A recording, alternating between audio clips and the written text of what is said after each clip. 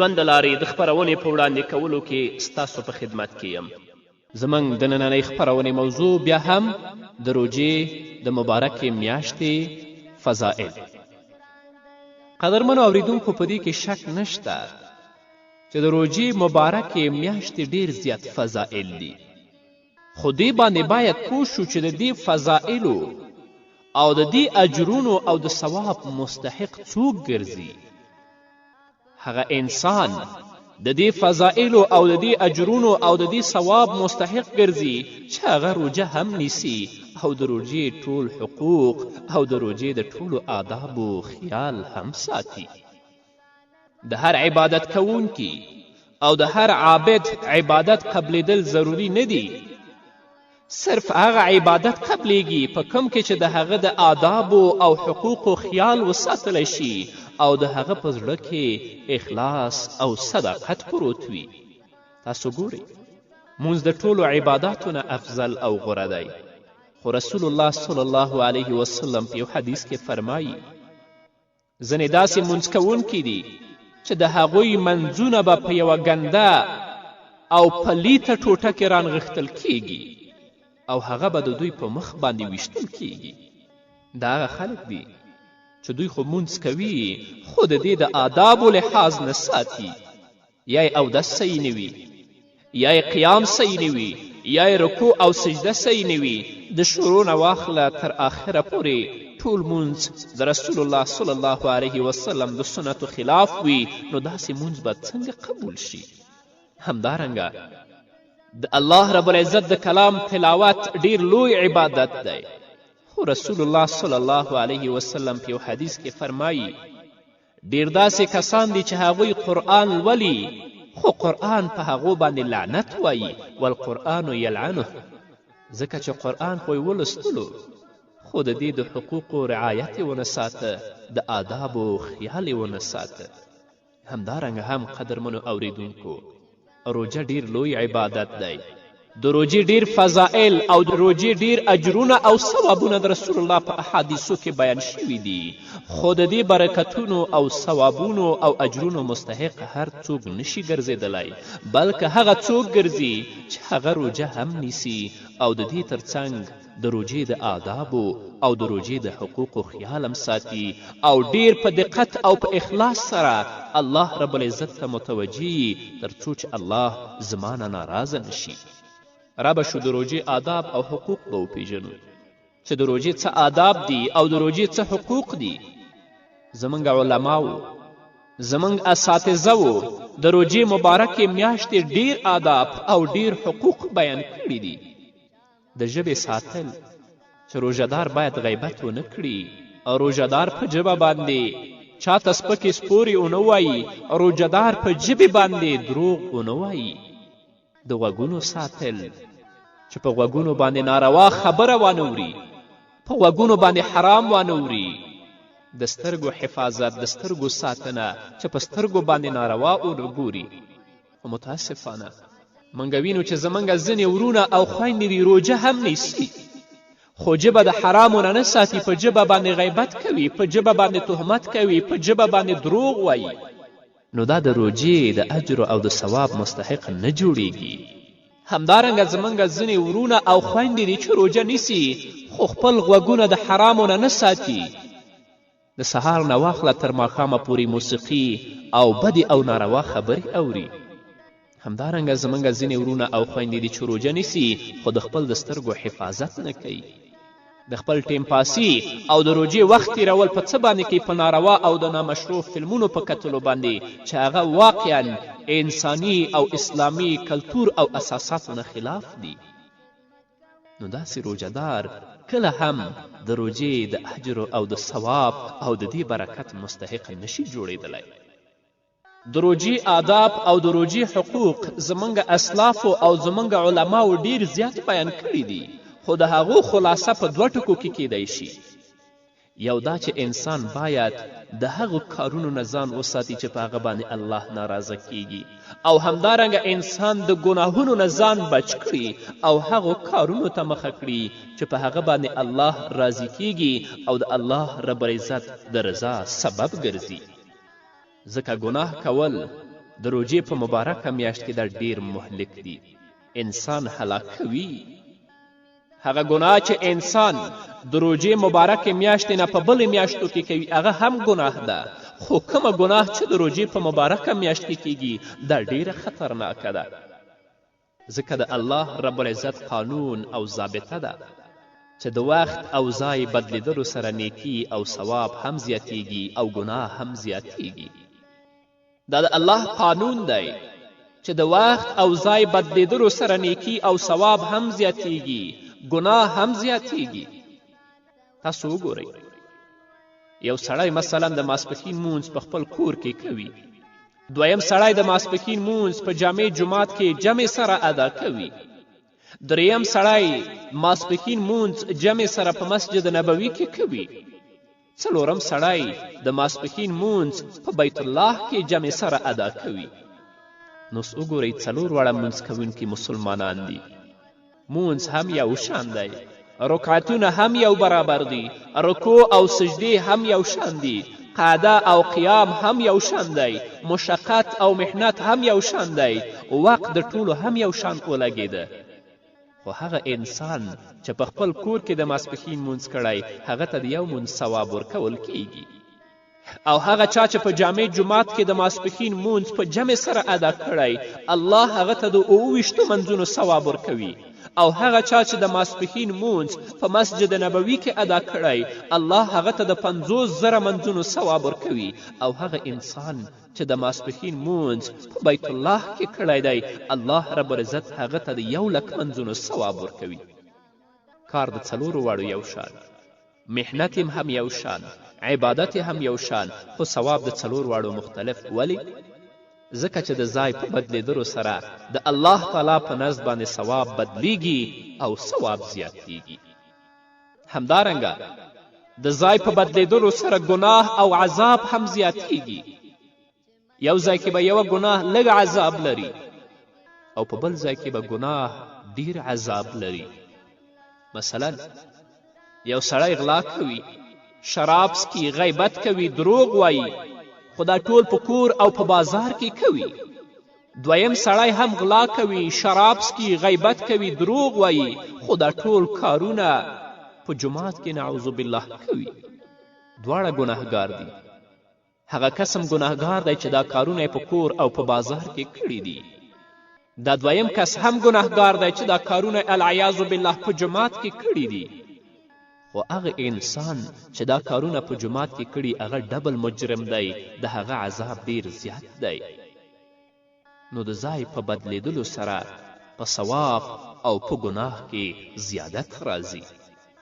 همدارنګه د وخت په بدلیدلو سره د زمانې په بدلیدلو سره هم د نیکیانو ثواب او د ګناهونو عذاب زیاتیږي. یو سړی د کال په 12 میاشتو کې فرائض او نوافل ادا کوي. دویم سړی چې د رمضان په مبارکه میاشت کې فرائض او نوافل ادا کوي. نو محنت او تکلیف د دواړو یو شان دی. د دواړو وخت هم یو شان مصرف شو. خو د کال 12 میاشتې عبادت کوونکو ته به په یو فرض باندې یو ثواب او په نفل باندې د نفلو ثواب ورکول کیږي. خو هغه انسان چې د رمضان په مبارکه میاشت کې عبادت کوي الله رب العزت به هغه ته د یو فرض په بدله کې د 80 فرضونو ثواب ورکوي، او د یو نفل په بدله کې به الله رب العزت هغه ته د فرض ثواب ورکوي. همدارنګه یو سړی د کال په باقی شپو کې پاڅي او عبادت کوي، خو دویم کس په لیلة القدر کې پاڅي او عبادت کوي. نو په پاڅېدلو کې دواړه برابر دي. محنت او مشقت هم د دواړو یو شان دی، عبادت هم د دواړو یو شان دی. خو یو کس ته به د یوې شپې ثواب الله ورکوي، دویم کس ته به الله رب العزت د 1000 میاشتو ثواب ورکوي. وجه دا ده چې د زمانې او د وخت په بدلیدلو سره د نیکي ثواب بدلیږي. نور به هم واورو خو د یوې دمې نه وروسته. زمونږ د وجود او د عمرونو سره سایه ته، زمونږ راتلونکي ژوند ته یوه ستره خزانه ته، ډکه له مزو یې له اصلو هم خوږه دا کلام زویلا عسلهم خگایتا دا کلام زویلا عسلهم خگایتا تد ارتباط وسیله تر سبحانا تد رحمت نصر چنای رمضانا تد خوشالی میاشت یہ ڈاکل غفرانا تد رحمت نصر چنای رمضانا تد رحمت نصر چنای رمضانا. قدرمنو اوریدونکو بیا هم زموږ سلامونه او نیکی هیلې او منئ. نو دا خبره مې کوله چې د زمانې په بدلیدلو سره او د وخت په بدلیدلو سره د نیکی ثواب بدلیږي، همدارنګه د ګناه عذاب ډیریږي. یو سړی د رمضان نه علاوه په نورو میاشتو کې روژه نیسي. دویم کس چې دی د رمضان په مبارکه میاشت کې روژه نیسي، دا هم وږی تږی دی، هغه هم وږی تږی دی. خو هغه مسلمان چې د روژې په مبارکه میاشت کې روژه نیولې ده، د هغه ډیر ثواب دی هغه سړي نه چې هغه د روژې په مبارکه میاشت کې نه بلکې په نورو میاشت کې روژه نیولې ده. نو همدارنګه قدرمنو اوریدونکو د وخت په بدلیدلو سره د ګناه عذاب هم زیاتیږي. یو سړی د کال په باقي ورځو او میاشتو کې ګناه کوي، العیاذ بالله شراب څکي، غلا کوي، زنا کوي، دروغ وایي، غیبت کوي، یا ټوله ورځ تلویزیون او فلم ته ناست وي، موسیقي اوري. دویم سړی العیاذ بالله دا ټول کارونه د رمضان په مبارکه میاشت کې کوي. د رمضان په مبارکه میاشت کې غلا کوي، شراب څکي، غیبت کوي او ټوله ورځ ناروا څیزونه په خپله سترګو ګوري او په غوږونو یې اوري. نو کار خو دواړو یو شان وکړه، خو هغه کس چې د رمضان په مبارکه میاشت کې دا کار کړی هغه به ډبل مجرم وي، هغه ته به الله زیات عذاب بنسبت په دې ګناه باندې ورکوي د هغه انسان نه چې دا کارونه د رمضان په مبارکه میاشت کې نه بلکې په نورو میاشت کې کړي دي. نو قدرمنو اوریدونکو ګناه کول د روژې په مبارکه میاشت کې دا ډیر خطرناک او ډیر مهلک دي، انسان هلاک کوي، انسان د الله رب العزت د رحمت نه لرې کوي. همدارنګه رسول الله صلی الله علیه وسلم فرمایي چې د کال شروع نه واخله د کال آخره پورې د رمضان میاشت دپاره جنت ښایسته کول کیږي. همدارنګه هغه حورې چې هلته په جنت کې دي هغوی هم د خپل سینګار او د خپل ښایست کوي. خو کله چې د رمضان مبارکه میاشت راشي نو جنت وایي ای الله په ما کې په دې میاشت کې خپل بندگان را داخل کړه. یعنی د روژې په مبارکه میاشت کې د دوی د دخول او د دوی د داخلېدلو فیصله وکړه. همدارنګه هغه ښایسته حورې چې هلته د کال د اول نه تر آخره پورې په خپل سینګار او ښایست باندې مصروفه او مشغولې وي، هغوی وایي چې یا الله په دې میاشت کې په خپلو بندګانو کې زموږ لپاره خاوندان مقرر کړه. نو کوم سړی چې په دې مبارکه میاشت کې په مسلمان باندې تهمت ونه لګوي، د چا غیبت ونه کړي او په دې میاشت کې نشهیي توکي استعمال نه کړي، که هغه هر شی وي، نو الله رب العزت به د هغه ګناهونه ختموي، الله به د هغه د ګناهونو نه صفا کوي، الله به جنت ته داخلوي او الله رب العزت به دا د هغه ښایسته د حورو خاوند ګرځوي. او کوم کس چې د روژې په دې مبارکه میاشت کې په مسلمان باندې تهمت ولګوي یا غیبت وکړي او د دې ترڅنګ د روژې په مبارکه میاشت کې د نشهیي توکو نه استفاده وکړي، نو الله رب العزت به د هغه د ټول کال نیک اعمال برباد کړي، نه به جنت ته داخل شي او نه به هغه حورې په سترګو باندې وویني. نو تاسو ګورئ قدرمنو اوریدونکو، کم سړی چې د کال په باقي ورځو کې نشهیي توکي استعمال کړي، په یو مسلمان باندې تهمت ولګوي، هغه هم ګنهګار دی. همدارنګه کم کس چې د رمضان په مبارکه میاشت کې دا کارونه وکړي هغه هم ګنهګار دی، خو په نورو میاشتو کې الله د هغه نیک اعمال نه ختموي، خو د رمضان په مبارکه میاشت کې الله د هغه نیک اعمال ختموي. نو معلومه شوه چې د وخت او ځای بدلیدلو سره لکه څنګه چې د نیکیانو ثواب زیاتیږي دغه شان د ګناه عذاب هم زیاتیږي. نو قدرمنو اوریدونکو د رمضان مبارکه میاشت د برکت میاشت ده. که په دې کې نیکي نشئ کولی کم از کم خو ځان د ګناهونو نه بچ وساتئ. که د روژې په مبارکه میاشت کې د الله د کلام تلاوت نشئ کولی، د الله ذکر نشئ کولی، صدقات او خیرات نشئ کولی، نفلي منځونه نشئ کولی، نو دومره خو وکړه چې حرام مه ګوره، حرام په غوږونو مه اوره، حرام په ژبه به خو مه وایه. ځکه ګناه د روژې په مبارکه میاشت کې ډیره خطرناکه ده او ډیره مهلکه ده چې انسان د الله د رحمت او د مغفرت نه لرې کوي. او بل دا قدرمنو اوریدونکو چې د ګناهونو په وجه د ټولو عباداتو نورانیت ختمیږي، د عبادت برکت ختمیږي. نو روژه هم ډیر غوره عبادت دی. که په دې کې د ګناهونو ارتکاب کوئ نو د روژې نورانیت او د روژې برکت به هم ختمیږي. یو سړی هغه دی چې هغه مونځ هم کوي، روژه هم نیسي، خو ګناهونه نه پرېږدي، دروغ وایي، غیبت کوي، بدنظري کوي، ټوله ورځ ناروا ګوري او ناروا اوري. او دویم سړی داسې سړی دی چې هغه مونځ هم کوي، روژه نیسي او د دې سره سره د ټولو ګناهونو نه ځان هم ساتي. که یو ګناه ترې وشي نو په ګناه باندې پښیمانتیا کوي او د هغه نه وروسته متصل توبه کوي. نو کوم نورانیت او برکت او روحاني طاقت چې د دې دویم سړي په مونځ او په روژه کې دی، داسې نورانیت د هغه اولیني سړي په منځونو او په روژو کې نشته. ځکه هغه مونځ او روژه نیسي، مونځ کوي، روژه نیسي، خو ګناهونه نه پرېږدي، دروغ وایي، غیبت کوي، بدنظري کوي. دویم سړی مونځ کوي او روژه نیسي، خو د دې ترڅنګ ځان د ګناهونو نه هم ساتي. نو د دې په مانځه کې نورانیت هم دی، د دې په روژه کې نورانیت دی، د دې مانځه او د دې په روژه کې برکت او روحاني طاقت دی. او د هغه په مانځه کې نه نورانیت شته، نه برکت شته او نه روحاني طاقت شته. نو قدرمنو اوریدونکو د متقي انسان په عبادت کې چې کوم طاقت او نورانیت او برکات وي، هغه د فاسق او فاجر سړي په عبادت کې چیرته هم نه وي. د دواړو په منځونو او د دواړو په عبادت کې ډیر لوی فرق دی. زه به تاسو ته یو مثال درکړم. خمیره ګوزبان ډیر طاقتور او فایدمند دوایي ده. حکیمان په دې باندې ډیر ښه پوهیږي. خو یو ځوان او صحتمند ته چې کومه فایده په دې سره حاصلیږي، داسې فایده یو بوډا او بیمار ته چیرته حاصلیدلی شي؟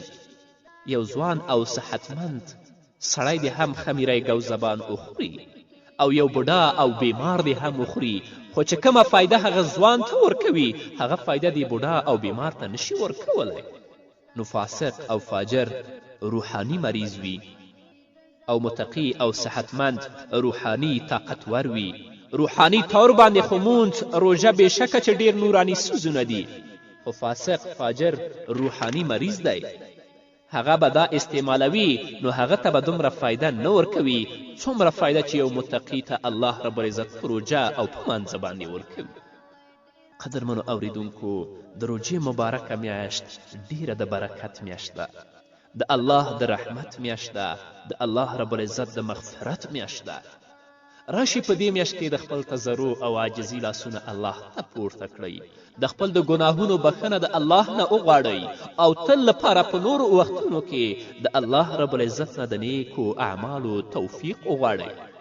مخکې مې هم ویلې که نور څه نشه کولی، نیکي په دې مبارکه میاشت کې نشئ کولی، اقلا په دې میاشت کې خو ګناه پرېږدئ.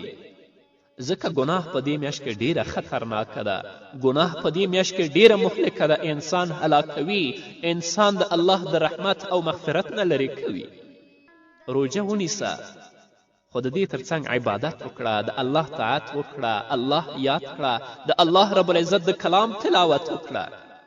خو که دا ټول نشي کولی، ګناه خو پرېږده، عبادت مه کوه، ګناه خو پرېږده، حرام مه اوره په غوږونو باندې، په سترګو باندې حرام مه ګوره، په خوله باندې حرام مه وایه، د خپل لاس او پښې حرامو طرف ته مه هڅوه. خدای مه کړه چې د دې حدیث لاندې رانشو لکه چې رسول الله فرمایي رب صائم لیس له من صیامه الا الجوع. ډېر روژهداران داسې روژهداران دي چې د هغوی د روژې نه به دوی ته کم اجر و ثواب نه وي، صرف دا چې د هغوی ګېډې به اوږې وي، ځکه چې هغوی د روژې د آدابو او د روژې د حقوقو خیال نه وي ساتلی. نو الله رب العزت دې ماته تاسو ته زموږ ټولو خویندو او ورونو ته د نیکو اعمالو توفیق راکړي او الله دې په دې میاشت کې موږ ته د خپل د طاعت او د عبادت توفیق راکړي. الله دې موږ د ګناه نه وساتي تر څو چې الله زموږ نه ناراضه نشي او د روژې مبارکه میاشت زموږ نه خفه لاړه نشي. په همدې هیله قدرمنو اوریدونکو نو دا وه زموږ نننۍ خپرونه چې ستاسو درانه حضور ته وړاندې کړه. تر بلې خپرونې پورې چې زه بیا هم ستاسو درانه حضور ته راځم، تاسو ټول په پاک رب سپارم. پاتې ژوندم نیکمرغه، ښاد، بریالي او کامیابه اوسئ.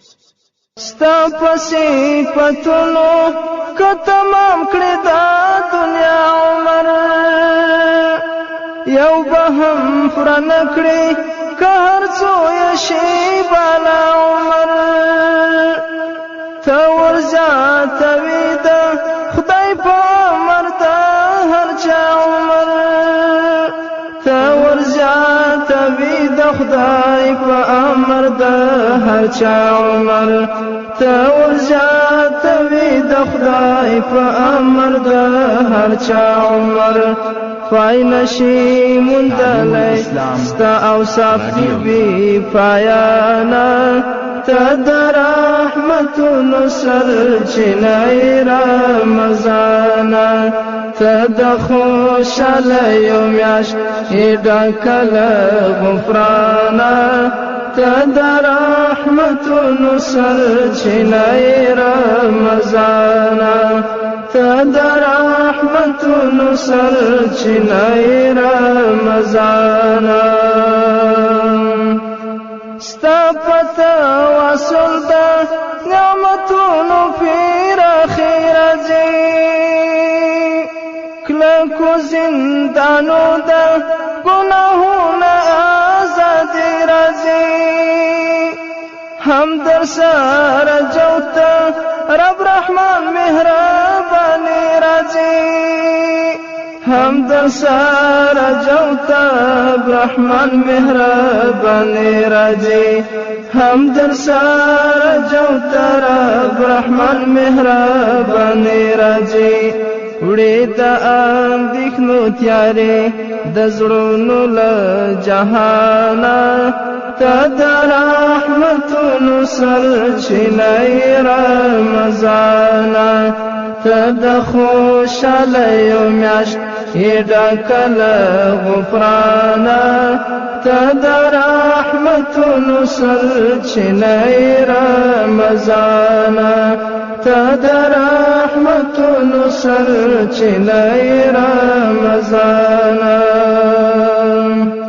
ته د ګناهونو ذخیرو لره زوالي، ته زموږ په زړو کې د جنت د لارې خیالي، ته د نعمتونو په کتار کې بې مثالي، ته د نعمتونو په کتار کې بې مثالي، ته د نعمتونو په کتار کې بې مثالي.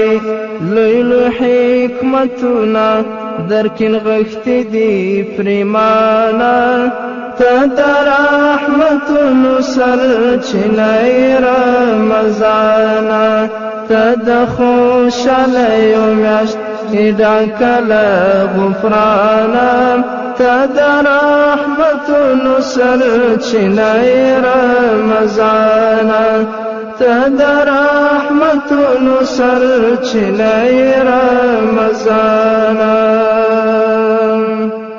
ډېر کړه کوششونه که هلې چې پاکې ونه کړې، ګوره چې بدل په زهرو خپل د ژوند خواږه نه کړې. دا دې قوي چانس دی چې بدل یې په یو څه نه کړې، دا دې قوي چانس دی چې بدل په یو څه نکړي دا دی قوي چانس دی چې بدل په یو څه نکړي ځان سره عادت دی